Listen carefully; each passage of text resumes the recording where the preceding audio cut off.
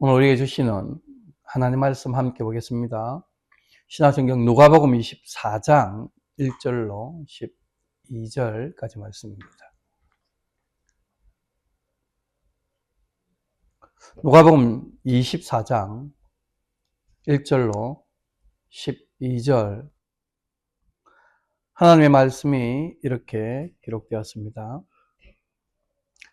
안식 후 첫날 새벽에 이 여자들이 그 준비한 향품을 가지고 무덤에 가서 돌이 무덤에서 굴려 옮겨진 것을 보고 들어가니 주 예수의 시체가 보이지 아니하더라. 이로 인하여 근심할 때에 문득 찬란한 옷을 입은 두 사람이 곁에 섰는지라. 여자들이 두려워 얼굴을 땅에 대니 두 사람이 이르되 어찌하여 살아있는 자를 죽은 자 가운데서 찾느냐? 여기 계시지 않고 살아나셨나니라. 갈릴리에 계실 때에 너희에게 어떻게 말씀하셨는지를 기억하라. 이러시기를 인자가 죄인의 손에 넘겨져 십자가에 못 박히고 제3일에 다시 살아나야 하리라 하셨느니라 한데, 그들이 예수의 말씀을 기억하고 무덤에서 돌아가 이 모든 것을 11사도와 다른 모든 이에게 알리니, 이 여자들은 막달라 마리아와 요한나와 야고보의 모친 마리아라. 또 그들과 함께 한 다른 여자들도 이것을 사도들에게 알리니라. 사도들은 그들의 말이 허탄한 듯이 들려 믿지 아니하나 베드로는 일어나 무덤에 달려가서 구부려 들여다 보니 세마포만 보이는지라 그 된 일을 놀랍게 여기며 집으로 돌아가니라. 아멘. 영상이 문제없죠?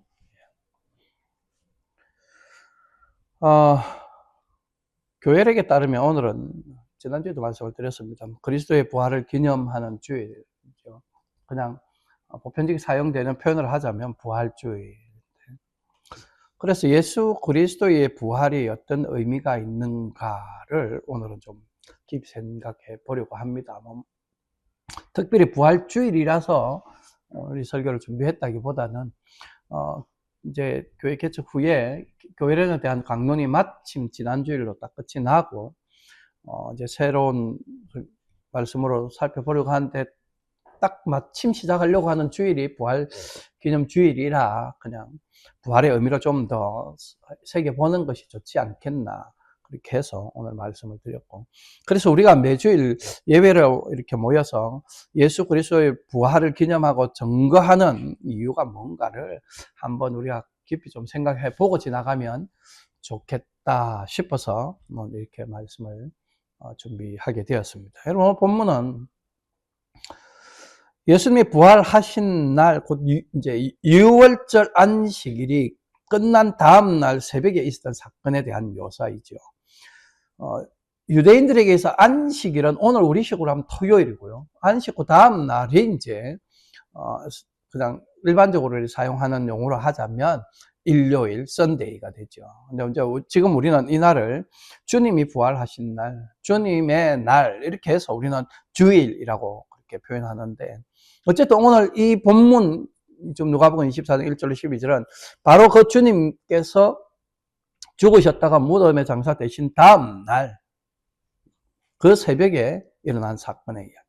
지금 6절에 보시면 찬란한 옷을 입은 두 천사, 여기 지금 6절에는 이렇게 표현되어 있는데 마태복음 28장과 요한복음 20장에는 천사로 명확하게 묘사되어져 있습니다. 그래서 그 천사들이 말하기를 여기 계시지 않고 살아나셨느니라, 그렇게 증거함으로써 예수님이 부활하셨다라는 사실을 아주 직접적으로 표현하고 있죠. 성경에 명확하게 이렇게 언급되어져 있으니까 예수님의 부활은 세상 사람들이 믿든지 안 믿든지 인정을 하든지 안 하든지 상관없습니다. 우리는 명확하게 그렇게 믿어야 할 바인 거죠. 이 말씀들을 근거로 해서 이제 마태복음과 누가복음과 요한복음의 이런 말씀들을 근거로 해서 유월절 안식 후 첫날에 해당하는 그 썬데이, 일요일은 우리 기독교에서는 이제 전통적으로 예수님의 부활을 기념하는 주일로 지켜지고 있죠. 지켜오고 있죠. 그래서 우리가 주일날 예배 드리는 이유는 그 주님이 부활하셨다라는 사실을 증거하기 위한 거예요.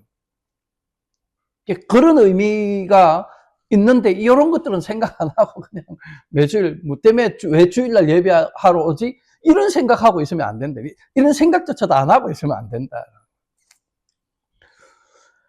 이 영미 문화권에서 이제 이 부활절을 영어로는 이제 이스터라고 그렇게 부르죠. 사실 이 용어는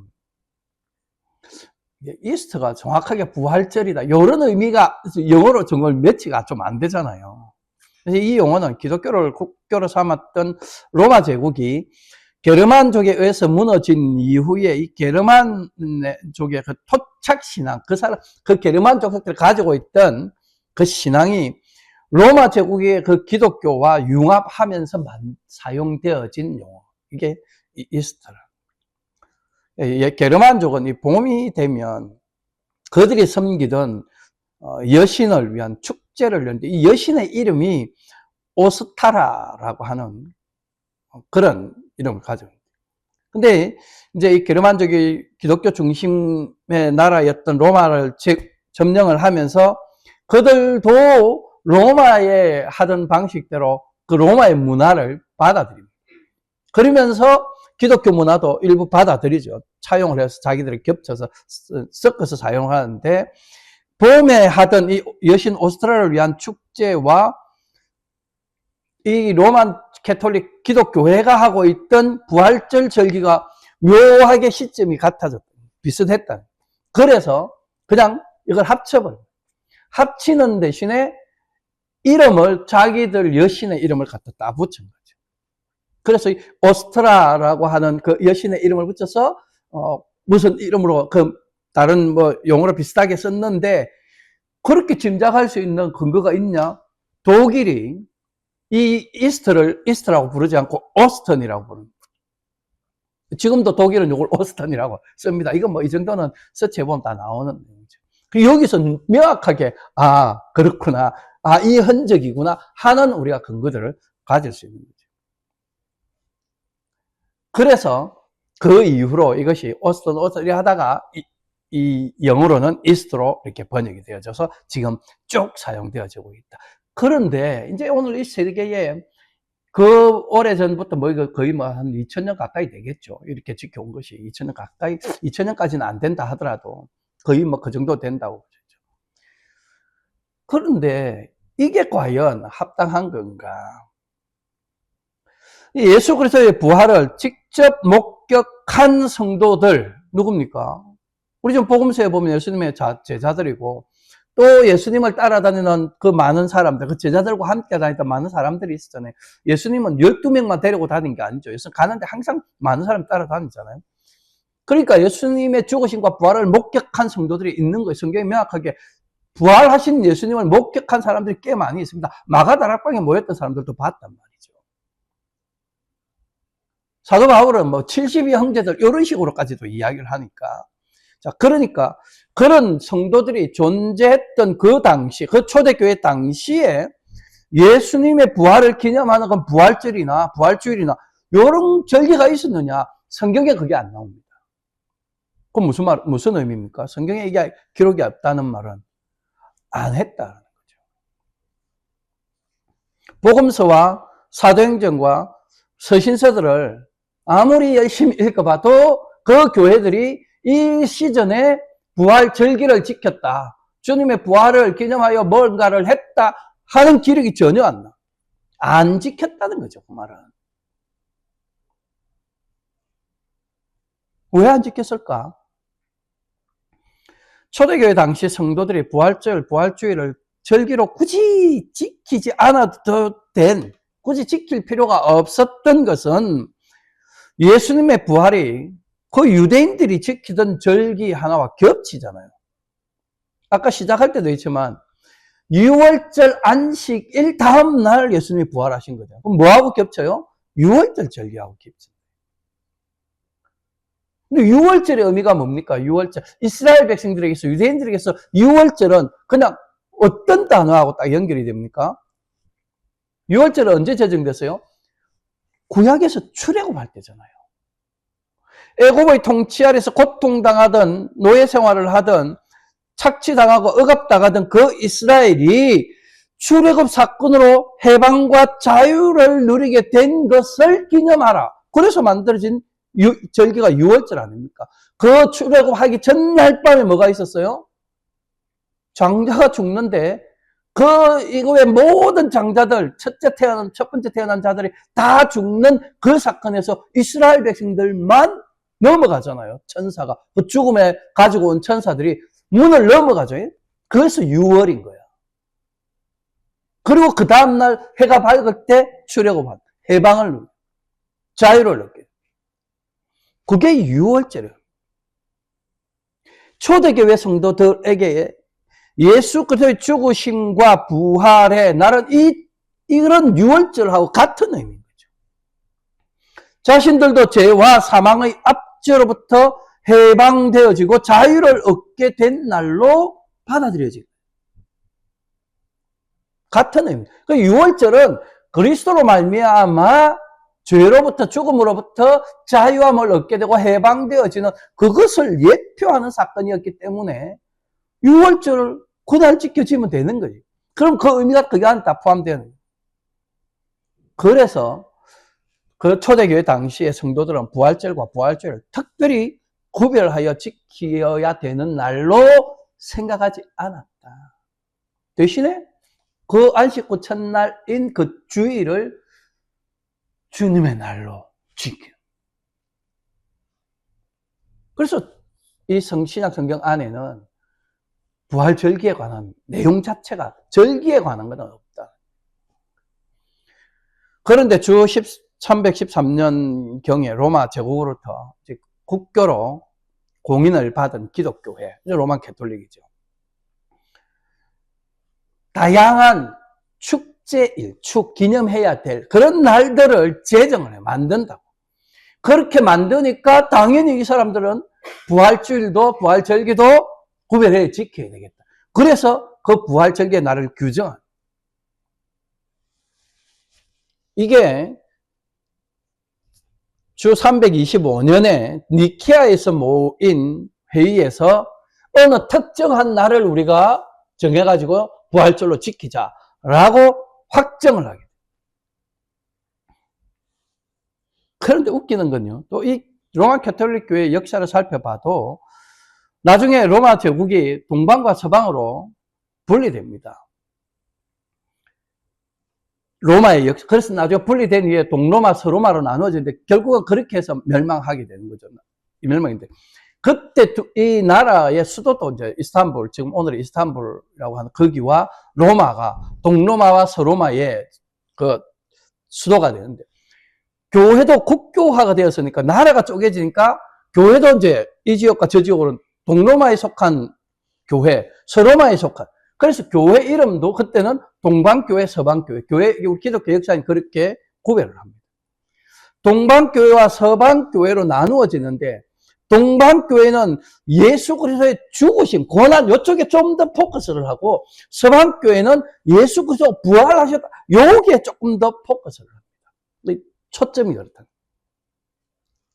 그러니까 이 현상 때문에 인해서 부활절기를 지키는 날이 동방교회와 서방교회도 묘하게 또 차이가 납니다. 계산을 하는 식을, 지금도 뭐 구글에 서치해보면 그 계산식이 나오긴 하는데, 요게 동방교회와 서방교회 포커스가 조금 다르다 보니 날짜가 차이. 로마 캐톨릭 저거가 323년에 정해놓고도 윗 지역에 따라 나누어지면서는 그 절기마저도 날짜가 바뀐다.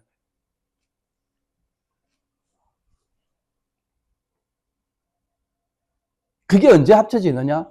525년쯤 가면 다시 이제 동로마, 서로마 교회가 합의를 합니다. 야, 너가 우리가 지키는 거. 그래서 같은 날로 또 맞춰져.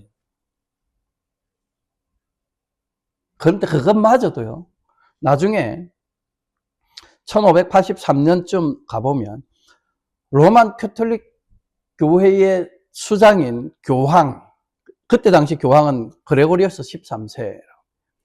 이때 달력을 하나 만듭니다. 그 달력의 이름이 그레고리안 캘린더 들어본 적 있죠? 그리고 우리가 지금 지키고 있는 건 태양력이죠. 율리우스 달력이라고. 율리우스 캘린더.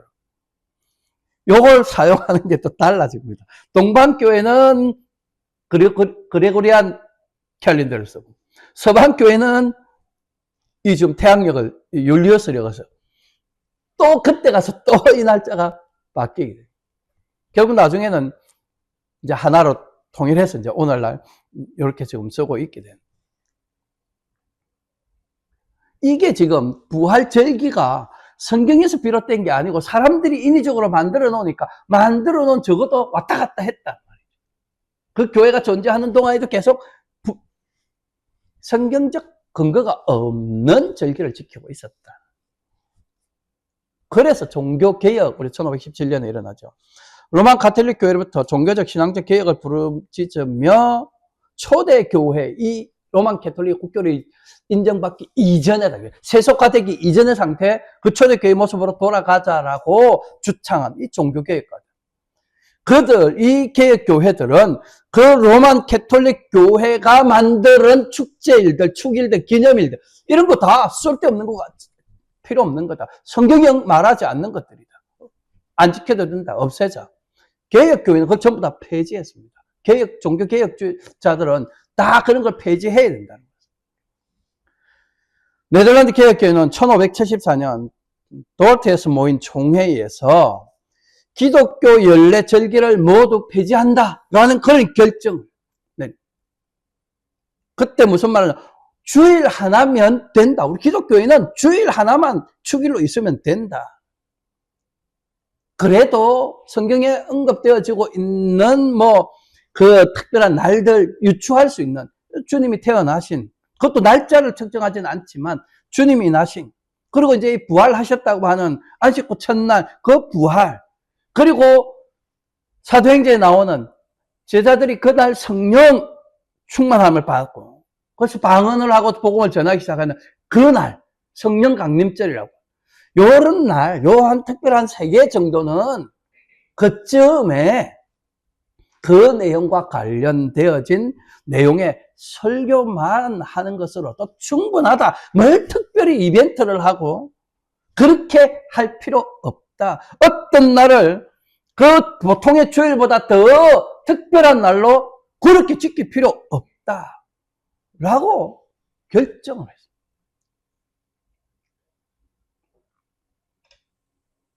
그러니까 오늘 이 시대 기독교회가 특별히 개혁 신앙을 우리가 따르고 있다. 우리는 그걸 그대로 믿는다. 라고 그 종교 개혁을 일으킨 개혁자들의 신앙과 삶을, 가르침을 우리는 따른다. 라고 하는, 그걸 지킨다고 하는 그 장로 교회들이 이런 부활절, 부활주일, 이런 절기를 지키고 그날에 특별한 행사를 하고 그 부활주일을 기점으로 앞에 40일 동안 사순절을 지키고 한 주간 동안 고난주간을 강조하여 특별한 절기를 지키도록 분위기를 이끌어, 이게 정말 성경적인가? 정말 종교개혁 정신에 부합하는가? 이게 성경적으로 옳은가? 우리가 가지고 있는 교리와 교훈에 합당한가? 우리 개혁교회의 신앙과 정신에 부합하는가? 진짜 고민해봐고 생각해봐야 되고 반성해야 돼요.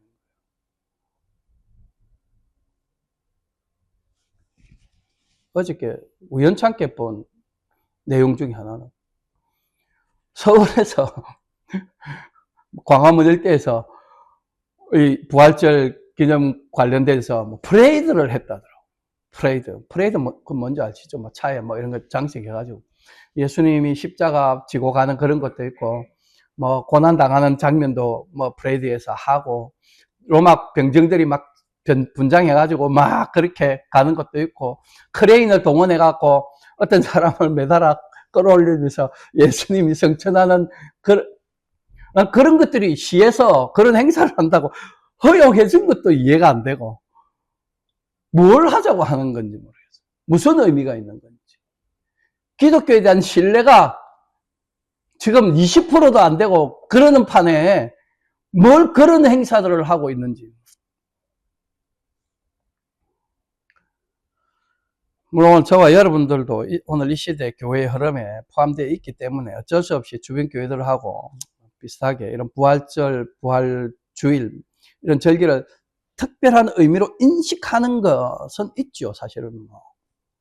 그럼에도 불구하고 우리는 근본적으로 이런 부분에 대해서 어떤 것이 어떻게 하는 게 더 성경적인가, 어떤 게 더 하나님 중심인가를 고민하는 그런 모습은 있어야 된다.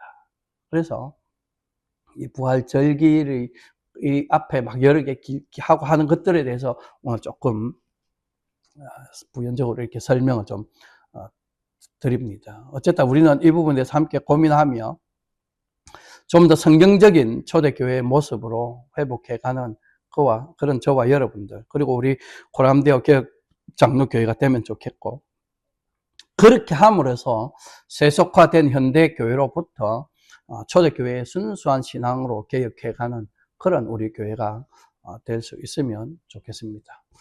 그런데 이제 요거는 오늘 부연적으로 드린 설명이고요. 이런 고민이나 생각과는 별개로 이제 오늘 예수 그리스도의 부활은 모든 기독교회와 성도들에게는 매우 특별한 의미가 있는 사건은 분명하죠. 그건 틀림없는 거예요. 그렇게 생각할 수 있는 성경적 근거는 신약성경 복음서에, 사복음서에 예수 그리스도의 부활이 다 기록되어 있대요. 심지어 예수님이 탄생한 것은 마태복음과 누가복음에 나오는데 어떻게 보면 탄생이 훨씬 더 그렇잖아요. 오늘도 이 세계에 막 성탄절 이라면 막 특별한 의미가 있는데 실제로 성경은 성탄절보다는 부활절기에 더 포커스가 있다. 그래서 성탄에 관한 기사는 마태복음, 누가복음. 그러나 부활에 관한, 죽으심과 부활에 관한 것은 사복음서 다. 그만큼 예수 그리스도의 부활은 특별한 의미가 있다라는 사실. 그리고 뒤에 서신서들도 가보면요, 지속적으로 예수 그리스도의 부활에 대해서는 사도들이 또 성경 저자들이 언급을 하잖아요. 탄생을 자꾸 반복해서 언급하진 않는데 부활은 계속해서 반복해서 언급하고 있는 이러한 사실들을 우리가 볼 때 그리스도의 부활은 특별한 의미가 있다. 자, 그러면 그리스도의 부활은 왜 그렇게 중요한 의미를 가지는 것일까? 그리스도의 부활이 우리에게 증거하는 바는 과연 무엇일까? 우리가 이걸 배우고 알아야 돼요. 종교개혁자 칼빈은 요새는 칼뱅이라고 그렇게 표현을 이게 사용하던데, 이 칼빈은 그리스도의 부활이 의미하는 바를 그가 쓴 기독교 강요에서 이렇게 설명을 했습니다. 보십시오. 화면에 그리스도께서 죽음에 굴복해 버리셨다면 어떻게 그의 죽으심이 우리를 죽음에서 해방시킬 수 있었겠는가? 그가 그 싸움에서 지셨다면 그가 어떻게 우리를 위해서 승리를 얻으실 수 있었겠는가? 그러므로 우리는 그리스도의 죽으심과 부활 사이에서 우리의 구원의 실체를 다음과 같이 구분한다. 그의 죽으심을 통해서는 죄가 제거되었고 죽음이 소멸되었으며 그의 부활을 통해서는 의가 회복되었고 생명이 일어났으며 그의 부활 덕분에 그의 죽으심이 그 능력과 효력을 우리에게 나타내게 된 것이다.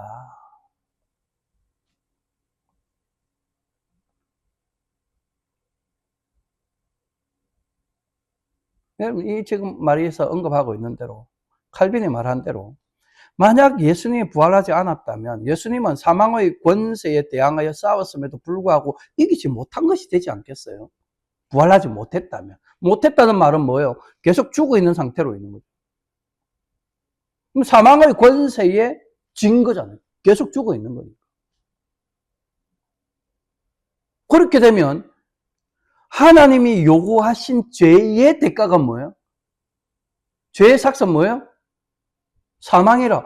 죄의 대가는 사망인데 죽어 있는 그 상태로 딱 들어가 있으면 지불을 하긴 했지만 온전한 지불이 안 돼. 충분히 만족할 만한 지불이 안 된다는 거예요. 계속 죽음이라는 건 계속 주어져요.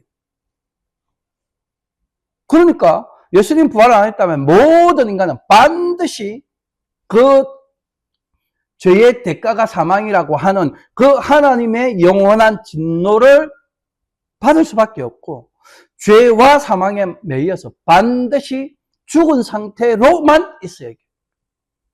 이게 예수님이 부활하지 못했다면 하는 전제의 결과예요. 그러나 예수님의 부활로 말미암아 그리스도의 죽음이 우리 안에서 능력과 효력을 나타내게 되었죠. 그리스도의 죽음으로 우리의 죄가 씻음받아 죄에 대한 책임을 벗어버리게 돼요. 그 죄에 대한 책임의 결과가 영원한 죽음인데, 그 영원한 죽음마저도 예수 그리스도의 부활로 인해서 우리에게서 떠나버리게 돼요. 그 말이 이해가 되죠? 우리에게서 그 죄에 대한 책임, 그 책임의 결과는 영원한 죽음인데, 이게 그리스도의 부활로 우리에게 주어졌으나 떠나게 됐다. 우린 그것과 나뉘지.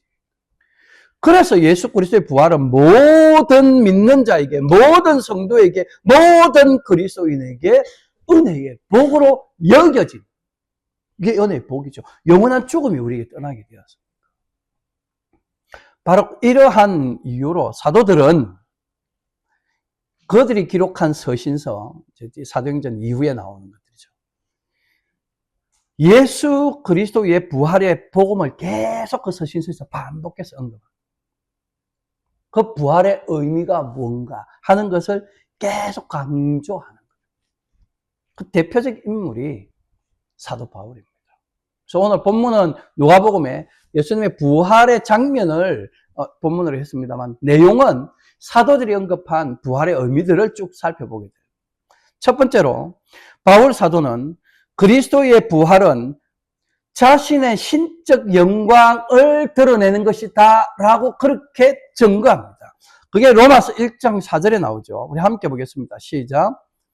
성결의 영으로는 죽은 자들 가운데서 부활하사 능력으로 하나님의 아들로 선포되셨으니 곧 우리 주 예수 그리스도시니라. 만약 예수님이 다시 살지 않았다면, 다시 살아나지 않았다면 하나님의 아들, 하나님은 신이죠. 하나님의 아들, 신의 아들은 신이죠. 그 존재가 신.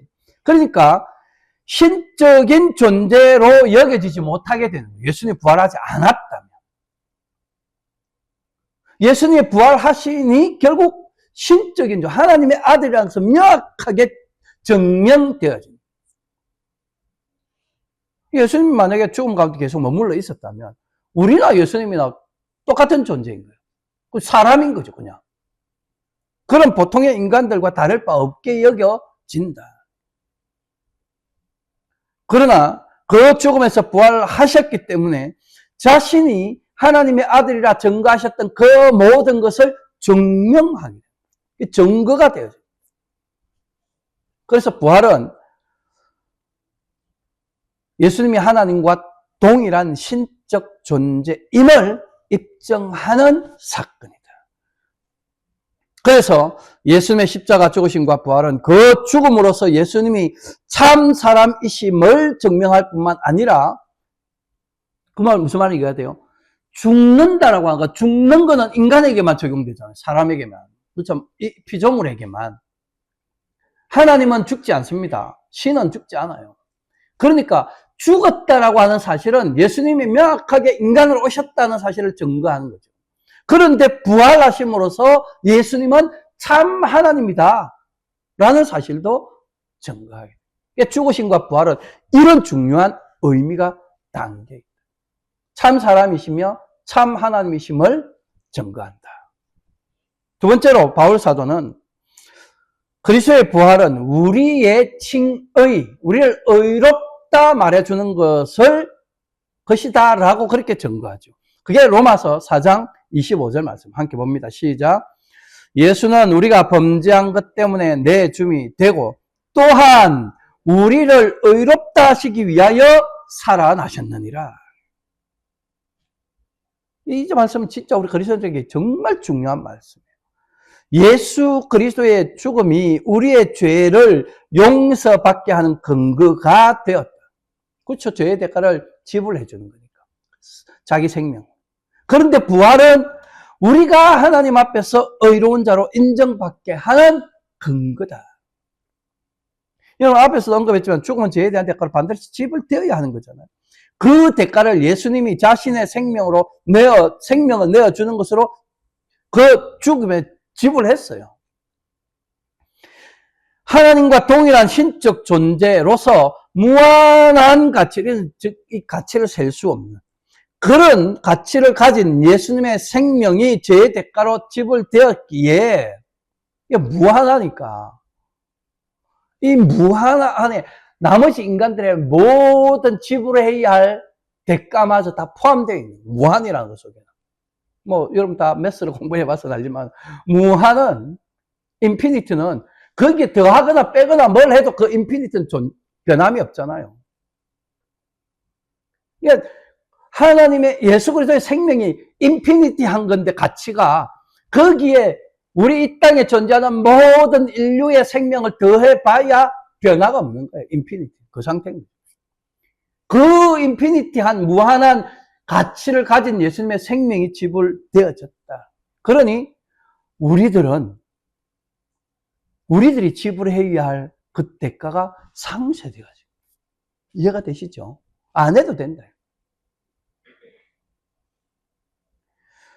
죄는 하나님의 뜻과 말씀에 그 명령에 불순종하는 것인데 이 죄의 시작이 그 불순종으로부터 나왔잖아요. 아담과 하와에. 하지만 예수 그리스도의 죽음은 하나님의 뜻에 순종하는 것이었잖아요. 그래서 바울 사도가 예수님의 그 십자가 죽으심에 대하여 빌립보서 2장에서 뭐라고 말합니까? 죽기까지 복종하셨다, 순종하셨다. 그 말씀대로 다 했다. 그러니 하나님의 말씀과 뜻에 온전히 순종하고 복종하신 예수님은 죄가 없는 분이 분명하고 죄가 없으신 그 의로우신 예수님이 죽음의 상태에 갇혀 있으면 안 되고 그래서 하나님은 예수님을 우리 대신 들어가신 그 죽음의 상태에서 다시 끄집어내시고 다시 살리심으로써 예수님의 부활로 예수님의 의로우심을 세상에 증거하신 거예요. 예수님이 어렵다는 사실, 무덤 죽음에 있을 뿐이 아니라 이런 존재가 아니라는 것을 살리는 것으로 드러내시는 거예요.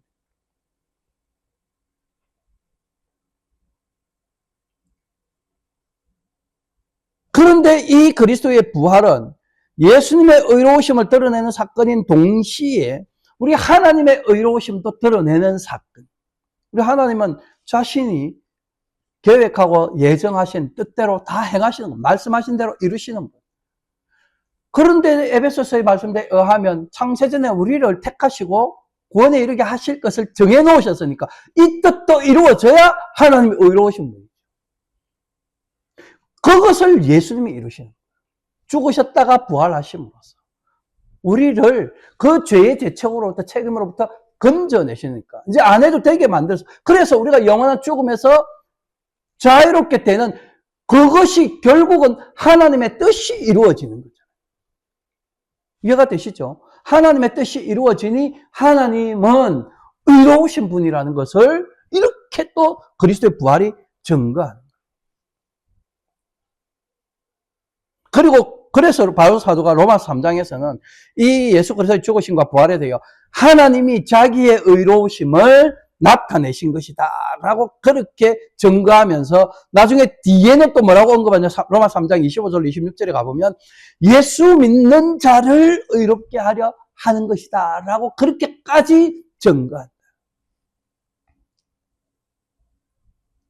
죽은 자가 살아나는 것, 영원한 생명에 들어가지 않는 것, 아까 예수님이 그렇게 되니까 그게 예수님의 의로우심을 나타내는 거라고 했는데 우리도 그 영원한 죽음에 들어가지 않는다라고 하는 것은 그럼 결국 뭘 의미하는 거예요? 예수님처럼 우리도 의로운 자다 하라는 것을 증거하게 돼요. 증거인 예수 그리스도의 부활이 그리스도 예수님의 의로우심을 증거하듯 그리스도로 말미암아 죄 씻음 받은 자도 죄 씻음 받은 그리스도인들 우리 성도들도 이 예수 그리스도의 부활에 참여하게 하심으로써 우리도 역시 의로운 자라 여김받게 하려 하셨다. 그게 로마 3장 지금 25절 26절이 말씀하는 거예요. 그러므로 그리스도의 부활은 오늘 저와 여러분들, 우리 모든 그리스도인들이 하나님 앞에서 의롭다 여김을 받게 하는 근거가 돼요. 이게 칭의, 의롭다 하심. 그래서 지금 의롭다 하심을 받았기 때문에 우리가 다 지금 하나님 앞에 이렇게 나온. 예수를 주와 그리스도로 믿는 믿음으로 의롭다 하심을 받아 그리스도의 영광스러운 교회로 하나님의 사랑받는 자로 천국 백성으로 성도로 신실한 자로 오늘 이 땅 가운데서 우리가 존재하고 그 근거가 뭐냐? 예수 그리스도의 부활이다. 세 번째로 바울 사도는 예수 그리스도의 부활은 우리를 죄에서 건져내어 구원하는 것이다 라고 그렇게 증거합니다. 고린도서 15장 17절 말씀을 함께 보겠습니다. 시작. 그리스도께서 다시 살아나신 일이 없으면 너희의 믿음도 헛되고 너희가 여전히 죄 가운데 있을 것이요. 그러니까 예수님 그리스도가 살아나지 않았으면 여전히 죄 가운데 있다. 그럼 바꾸면 예수님이 살아나셨으니 너희는 죄 가운데 있지 않는다. 이렇게 돼요. 이 문장은. 그게 구원이라. 구원은 매여 있거나 속박되어져 있는 상태에서 풀려나는 것, 이걸 구원이라고 말하죠. 어떤 강력한 힘과 어떤 강력한 능력을 가진 존재의 속박에서 풀려나는 것, 그게 구원. 그래서 이스라엘 백성들이 출애굽하는 것, 로마의 그 강력한 권세 아래 매여 있는 상태에서 풀려나 자유하게 되니까 구원입니다. 성경에는 이런 구원을 굉장히 다양한 데 사용을 합니다.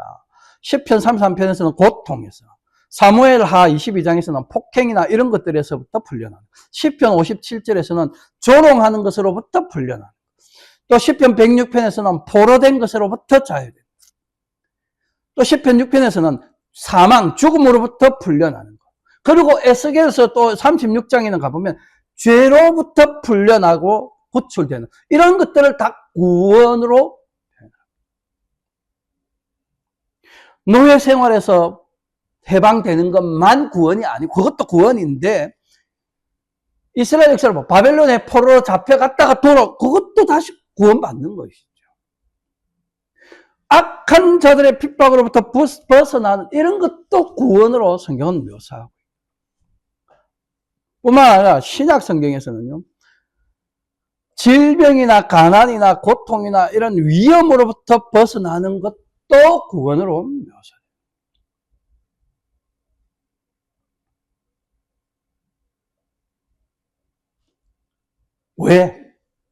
왜? 이렇게 표현. 그런 질병, 가난, 고통, 위험 이런 것들이 다 죄로부터 말미암아 만들어진. 이 인류가 지금 겪고 있는 모든 우리의 연약함들, 그건 다 범죄한 직후의 징벌로 주어집니다. 그런데 그런 범죄의 결과를 말미암아 우리에게 주어진 그런 모든 연약함들에서부터 벗어나는 거니까 그게 구원이 맞는 거죠. 죄사함과 더불어 해결되어지는 거니까. 그래서 하나님의 나라 가면 우리가 이 땅에서 겪는 그런 고난, 어려움 이런 게 없는 것, 그런 게 없는, 죄가 없는 곳이니까. 그래서 거기는 구원이 완성된 곳이라. 눈물도 없고 슬픔도 없고 아픔도 없고 죽음도 없고. 그래서 예수 그리스도의 구속의 사역의 결과로 죄사함, 이게 해결이 되니까 그 죄사함으로 말미암아 오는, 그 따라오는 그런 부가적인 것, 이런 것들이 다 함께 오니까 이걸 구원이다. 그래서 신약은 이것을 강조하고, 지금 제가 성경에 밑에 쭉 써놨는데 저런 내용들이 다 구원에 해당돼요. 거기로. 그런데 그리스도의 부활이 없었다고 생각해보면 우리는 여전히 죄 가운데 매여 있게 되고, 그러니 그럼 우리 여기에서 벗어나지 못합니다. 우리는 죽어도 이 문제가 해결이 안 되는 거예요. 만약에 그리스도의 부활이 없다면 결국 지금 우리가 믿는 행위를 하고 있는 이 모든 것이 의미가 없게 되는 거예요. 아무런 가치가 없게 돼요. 그럼 우리는 여전히 율법의 정죄 아래 매여 그 진노와 형벌을 기다려야 하는 그런 존재로만 있게 돼요. 그러나 여러분, 예수 그리스도의 부활이 있었기 때문에 그리스도에 대한 우리의 믿음이 효력을 가지게 됩니다. 그 믿음으로 말미암아 주어지는 구원으로 인해 우리가 그 율법의 모든 정죄로부터 풀려나고 자유를 누릴 수 있게. 그래서 아까 제일 처음에 보여줬던 것처럼 칼빈이 말한 대로 그리스도의 부활 덕분에 그분의 죽음이 우리에게 능력과 효력을 나타내어 우리가 구원의 언덕을 누리게 돼요. 그래서 우리가 죄의 속박에서 풀려났고 죽음의 속박에서 풀려나서 지금 자유와 은총으로 충만한 그 영생의 복락을 누리는 자가 돼요. 그래서 오늘 우리가 이 땅에서 그 천국 백성으로 존재하고 이게 그리스도의 부활에 담겨 있는 의미입니다.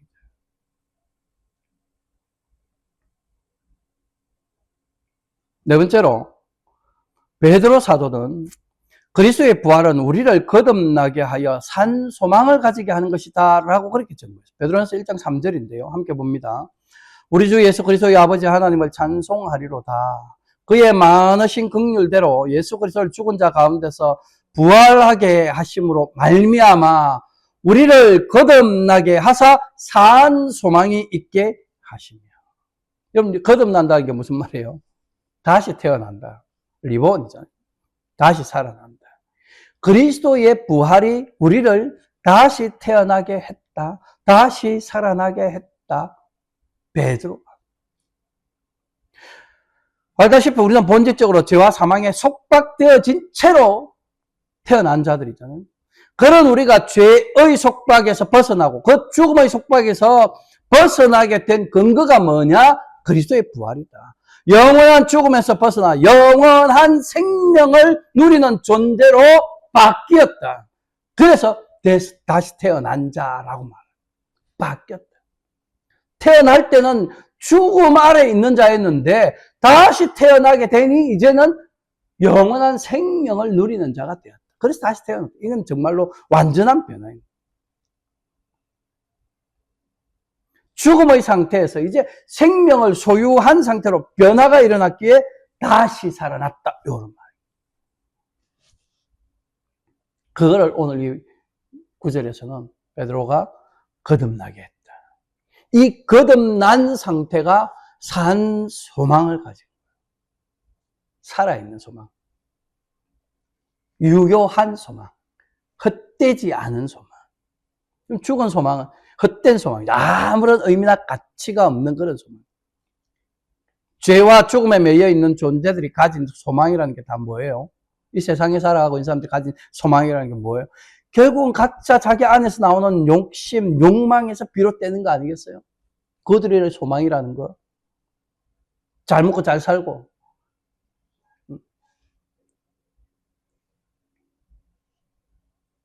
자기 마음과 육체가 원하는 그것을 이루려. 이게 그들의 소망이에요. 그런 그들의 소망은 마음과 육체의 소욕을 충족하려는 것에 지나지 않기에 결국 이 세상에 속해 있는 것들에 집착하게 돼요. 돈 많이 벌려고, 권세를 많이 누리려고. 그런데 그런 것들이 영원합니까? 성경은 그런 것들이 영원하지 않다라고 말하잖아요. 결국은 소멸되어 사라질 것에 사라질 것, 없어질 것에 막 집착하고 있어. 그거 얼마나 쓸데없는 짓이에요. 그게 헛된 소망이에요. 그런 거를 없어질 것, 내가 가졌는데 다시 빼앗기고 없어질 것, 그걸 왜 가지려고 해요? 그거 가지려고 하는 소망, 그게 소망인 게 오히려 모순이죠. 말도 안 되는 거죠. 그래서 성경은 하나님께로부터 주어지는, 하나님으로부터 내려오는 그 영원한 것, 이것을 소망의 본질로 말해요. 그래서 디도서 1장과 3장에는 그것을 영생의 소망, 영생, 영원한 생명, 영원토록 존재하는. 로마서 8장에서는 이 소망으로 구원을 얻기에 보이는 소망이 아니라 보이지 않는 소망이 참된 소망이다라고 그렇게 말해요. 우리 눈에 보이는 거 다 없어질 것들이니까 그거 참된 소망이 아니에요. 그런데 우리 눈에 보이지 않는 그 나라, 영원한 나라, 그게 영원할 거니까 그게 참된 소망이다. 그 보이지 않는 그 영생의 소망이 예수 그리스도의 부활로 말미암아 믿음으로 거듭난 자들에게 주어지는 구원이 두말할 필요가 없는 거예요. 그게 영생. 그래서 베드로 사도가 아까 말씀하신 대로 보았던 말씀대로 그리스도의 부활이 우리를 거듭나게 하고 산 소망을 가지게 됩니다. 헛되지 않은 참 소망. 그리스도의 부활은 산 소망을 가지게 하는 것이다. 또 바울 사도는 다섯 번째로 그렇게 죽으시고 부활하신 예수님이 지금도 우리를 위하여 하나님 아버지께 간구하고 계십니다. 이게 그리스도의 부활 안에 담겨져 있는 의미죠. 로마서 8장 34절입니다. 함께 보겠습니다. 누가 정죄하리요? 죽으실 뿐만 아니라 다시 살아나신 이는 그리스도 예수시니 그는 하나님 우편에 계신 자요 우리를 위하여 간구하시는 자시니라. 죽으시고 부활하신 그리스도께서 마땅히 죽어야 할 죄인인 우리를 위하여 무슨 역할을 하느냐? 중보자의 역할을 감당하십니다. 우리를 위해서 하나님 아버지 앞에서 간구하고 계십니다. 우리를 위해서 변호하고 계십니다. 우리를 위해서 대언하고 계십니다. 그래서 하나님은 그 예수 그리스도의 변호, 대언, 간구 그걸 들으시고 예수님이 십자가에서 이루신 그 의를 우리에게 전가해 넘겨줘. 적용해줘. 이게 예수님이 만드신 의인데 이걸 우리에게 적용해 주시니 그 의가 없는 자였는데 의가 있게 되니 우리를 아까 칭의해 의롭다 말해준다. 그 일이 우리에게 적용. 그래서 하나님도 예수님을 통해 예수님의 간구를 들으시고 우리를 의로운 자로 여겨주십니다. 그래서 바울이 하는 말이 뭡니까?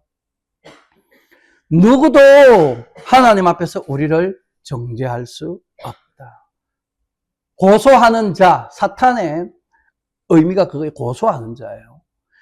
그 고소하는 자가 우리를 하나님 앞에서 아무리 고소해도 우리는 정죄되지 않는다.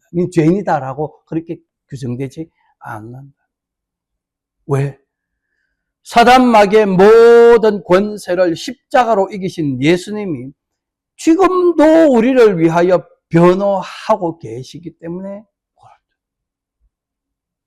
십자가에서 흘리신 그 피로 우리 죄를 씻으시고 그 몸으로 우리를 덮어 우리와 연합하셨기 때문에 우리가 그분에게 연합되어져 있기 때문에 우리가 그분 안에 들어가 있기 때문에 율법도 사단 마귀도 결단코 우리에게서 그 허물을 덜추어 낼 수 없다. 이것이 예수님의 죽으심과 부활로 우리에게 이루어진 이것이 죽음에 갇히지 않고 무덤에 갇히지 않고 다시 살아나셨고 하나님 앞에 올라가셔서 지금도 우리를 위하여 간구하고 계시는 우리를 위한 영원한 중보자이신 예수 그리스도의 구원의 은도. 이 사실을 기억하고 살아가요. 지금도 예수님이 우리를 위해 간구하고 계십니다. 부활은 그런 의미를 담고 있다. 마지막으로 바울 사도는 그리스도의 부활은 마지막 날에 성도들도 부활하게 될 것을 보증해 주는 것이다. 확정해 주는 것이다. 고린도서 15장 20절 말씀 함께 보겠습니다. 시작. 그러나 이제 그리스도께서 죽은 자 가운데서 다시 살아나사 잠자는 자들의 첫 열매가 되셨도다. 여기서 예수 그리스도의 부활을 첫 열매라고 그렇게 표현하는데 첫이라고 하는 카운트 가능한 이 말이 붙었다는 말은 두 번째, 세 번째, 네 번째가 계속 있다는 거 아니겠어요? 딱 그 말 자체가. 그러니까 이후에도 계속 두 번째 부활할 때, 세 번째 부활할 때, 네 번째 부활할 때 있다는 수. 그 중에 예수님의 부활은 첫 번째다. 계속 있다는 말. 누굽니까? 우리들이 하기 때문에. 이러한 사실을 로마서 6장, 에베소서 2장, 골로새서 2장, 3장 등에 계속해서 증거되고 있죠. 그리스도와 연합된 성도들도 그리스도처럼 다 부활하게 된다. 그래서 고린도서 15장 23절에 바울 사도가 또 이렇게 증거했죠. 그러나 각각 자기 차례대로 드리니 먼저는 첫 열매인 그리스도요, 다음에는 그가 강림하실 때에 그리스도에게 속한 자요. 예수님이 첫 번째이지만 그 다음엔 누구들이라고요? 그리스도께 속한 자들 다 각각 차례대로 자기 차례대로 자기 때에 다 정해진 때에 된다. 결국엔 언제 다 완성되어져요? 이 부활이라는 게 다 언제 다 완성되어져요? 그리스도께서 다시 강림하시는 그날에, 온 세상을 심판하러 다시 오시는 그날에 예수님께 속한 자, 그들은 그 부활의 첫 열매인 그리스도를 따라 이어서 각각 자기 차례대로 자기 순서에 다 부활하게 된다. 그렇게 부활해서 그리스도께서 다스리는 그 나라, 그리스도와 함께 영원히 왕노릇하며 그 나라에서 영생을 누리게 됩니다. 그 일이 저와 여러분들에게 예정되어져요. 확정되어져요. 그게 부활이, 예수님의 부활이 우리에게 증거하는 바.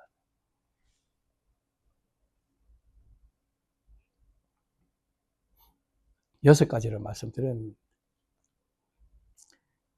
오늘 본문의 천사가 무덤을 찾아온 여자들에게 여기 계시지 않고 살아나셨느니라고 말했는데, 이 말이 우리 그리스도인들에게 얼마나 큰 위로와 소망을 주는 말씀입니다. 하는 것을 지금까지 설명드린 이 그리스도의 부활의 의미와 내용을 통해서 우리가 확인했습니다. 예수님은 참 사람으로서 우리의 죄와 허물을 대신 지고 십자가에서 죽으셨고 또 무덤에 장사되셨습니다. 그러나 참 하나님으로서 3일 만에 다시 살아나셨습니다. 이 무덤을 방문한 여자들과 사도들이 그리스도 예수의 부활의 증인들, 부활하신 예수님을 만난 모든 제자들 또한 부활의 증인들, 또 그 빈 무덤이 그리스도의 부활을 증거하였죠. 그러므로 이제는 누구든지 예수를 주와 그리스도로 믿는 자들은 그리스도와 연합하게 되고 그리스도의 죽음에도 연합하게 되고 그리스도의 부활에도 연합하게 되어 사단 마귀의 권세가 완전히 패망하게 되는 그날에, 종말의 날에, 심판의 날에 사망이 다시는 그 능력을 주장하지 못하게 되는 그 심판의 날에 우리 모두는 영광스러운 몸으로 부활하게 될 것입니다. 이것이 그리스도의 부활을 믿는 모든 자들에게 주어진 산 소망, 영원한 소망입니다. 오직 예수 그리스도의 부활을 굳게 믿고 그 영원한 소망이 우리에게 이루어지기를 고대하며 오늘도 내일도 예수 그리스도의 부활의 증인으로 살기를 힘쓰는 그런 저와 여러분들 되시기를 우리 주님의 이름으로 축원합니다. 기도하겠습니다. 허물과 죄로 죽은 우리를 불쌍히 여기사 독생자 예수님을 세상에 보내시어 십자가에 피 흘려 죽게 하심으로 우리의 죄를 씻었을 뿐만 아니라 다시 부활하게 하심으로 우리를 거듭나게 하시고 산 소망을 가지게 하시고 장차 우리도 그리스도처럼 부활할 것에 대한 보증으로 삼으시어 오늘 우리로 이 땅에서 그리스도의 부활의 증인으로 살게 하심을 감사드립니다. 오늘 학기는 주님의 부활을 기념하는 이 주일에 우리가 이렇게 하나님 앞에 나와 예배함이 얼마나 크고 놀라운 은혜인지, 또 지금 우리가 하나님의 나라에 속한 자요 그리스도의 왕국에 속한 백성이며 그리스도와 함께 만국을 다스리고 통치할 영광스러운 교회임을 명심하여 우리 주님 다시 오시는 그날까지 이 영광스러운 교회를 거룩하게 세워가며 하나님의 뜻과 말씀에 순종하며 살기를 힘쓰게 하옵소서. 사도들과 제자들이 빈 무덤이 그리스도의 부활을 증거하였듯이 우리도 그리스도의 부활을 굳게 믿을 뿐만 아니라 구원받은 성도다운 삶으로 그리스도의 부활의 그 증인으로 또한 살아가게 하옵소서. 이를 통해 예수 그리스도의 구원의 복음이 널리 증거되게 하시고 그 복음을 듣는 자들이 믿음으로 구원받는 큰 역사도 일어나게 하실 때 우리 고롬데오 개혁장로교회가 그 일에 크게 쓰임받게 하옵소서. 지금도 우리와 함께 하시고 우리를 위해 간구하실 뿐만 아니라 늘 성령으로 충만케 하사 성령의 열매를 풍성히 맺도록 인도해 주시는 우리 구주 예수 그리스도의 이름으로 기도하옵나이다. 아멘.